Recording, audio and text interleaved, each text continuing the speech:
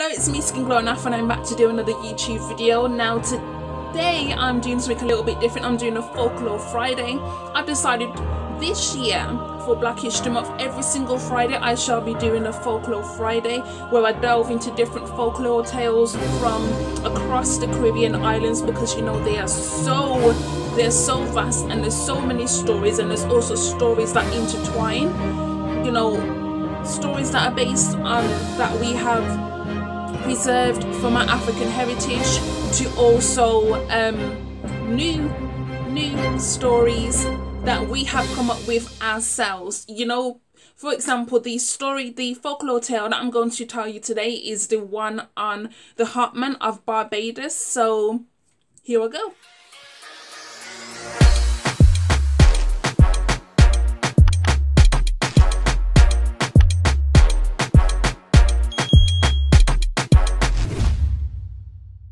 I bet you're wondering why it's kind of dark in here. Why, you know, it's autumn, you know, it's autumn winter's on the way, and plus traditionally folklore tales are told at night time when it's dark, you know, around a campfire.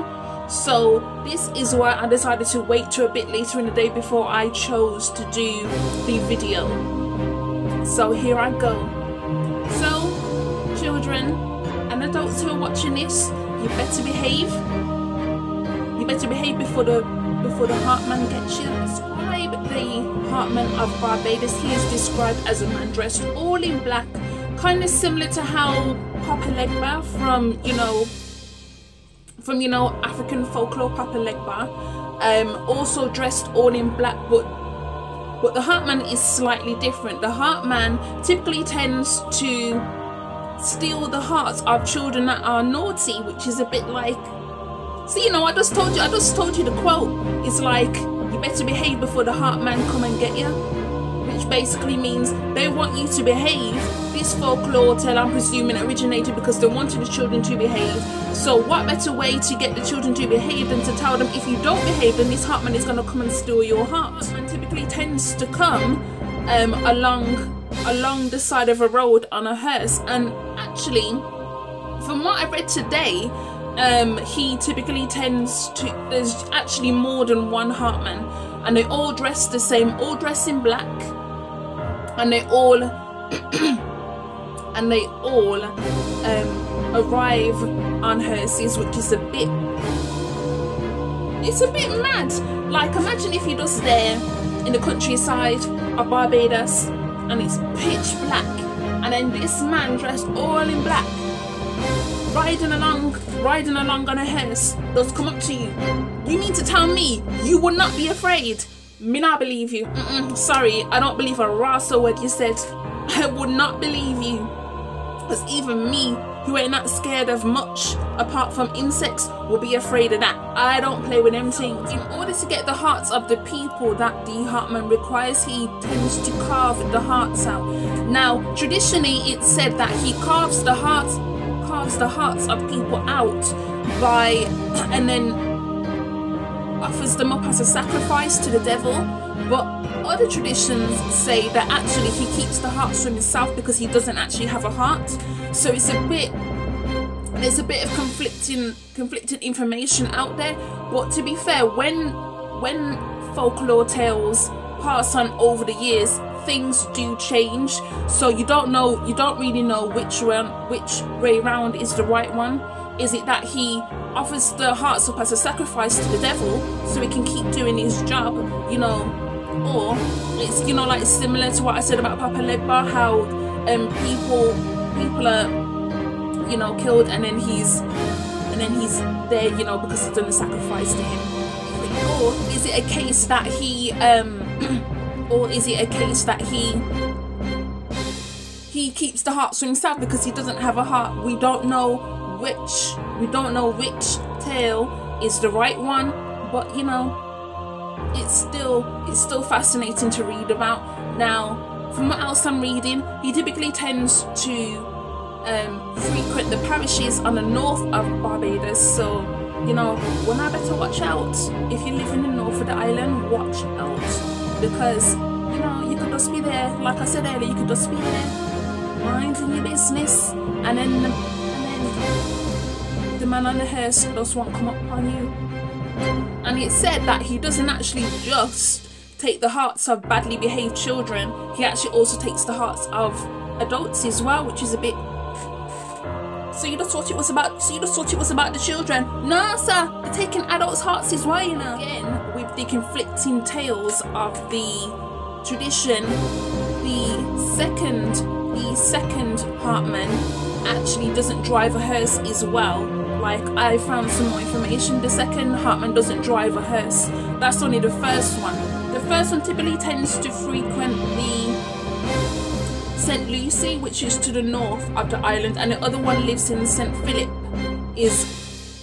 tends to frequent St. Philip.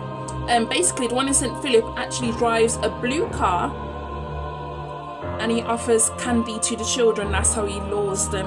That's how he lures them in. It's also taught there's actually a few more of these Heartmans that are just, you know, all around. And I'm just thinking to myself, you mean to tell me there's some more of these Russell men running around teething people's hearts and things? More of them than the one who's in the hearse, the one who's in the blue car, who's offering up candy. Like, it's a bit mad, yeah. It's actually a bit mad. Like, how many of them does there need to be? That's what I want to know. Like, how many of them does there need to be? Because you don't think one is scary enough, but you're telling me that there's multiple across the island, and that both young and the elderly, both young and people who are adults, are scared of them too. I'm just, wow, mirrors.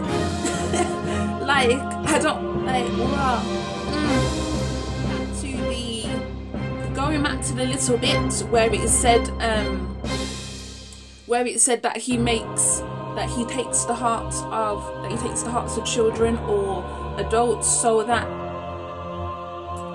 he can sacrifice them to the devil. It's actually a bit mad, you know. Because like, imagine, yeah, like he's not like a mythical being. He's actually like a human. He's actually like a human being. Like, imagine if it's actually someone who's like flesh and blood like we are, but's going around doing these things. And it kind of, and then you watch all these kind of TV shows about these kind of things, but then when you actually read about it, it's actually quite scary still. Like, I often say that sometimes the truth is stranger than fiction, and it can be scarier than fiction as well, because sometimes it's like mad. It's also said that in some other of the variations of the folklore tale about the Heartman, that sometimes he doesn't actually drive a hearse or a blue car. He actually waits in the sugarcane. So imagine you walking through, it's like late at night, you want to go back home, you're walking through the sugarcane, and you know the sugarcane is high. Anything can hide in there, like animals or whatever, anything can hide in there. So you're walking through there, it's dead at night time, you don't have no light on or anything, but you know the way you're going anyway, and then next thing you know, the Heartman jump out on you. Okay, and I see your heart gone. None of this, I'm gonna be screaming at the top of my lungs. None of that. No, sir.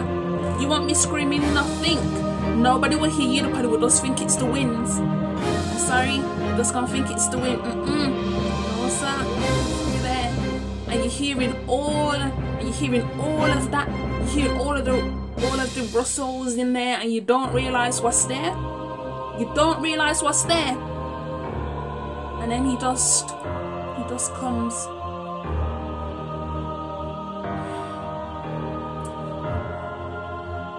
And your screams just catching your throat. And you can't ask nobody for help because nobody's around. Everybody's long gone. Everybody's decided to go home when they had a chance to go home when the sun was still up. But your fast ass decided you wanted to be waiting around outside for forever long. For what reason? What reason was you out there for? What was you doing? Nothing. And now you're not going to be doing anything again because what? The Heartman got you. So that is it for this video. I hope you enjoyed my very first Folklore Friday. I tried to get as much information as possible, but there's not a lot of information out there about the Heartman, and as I explained, there are also different variations, which is actually quite intriguing really, because I didn't really know that there was actually other Heartmans out there. I just thought it was the one, but it's pretty cool really. So yes, that is the end. I hope it didn't scare you too much, because you know I'm coming back with some more next week Friday. I'm coming back with some more next week Friday, so you know you better hold on to your braces. And if you are afraid, I do apologize.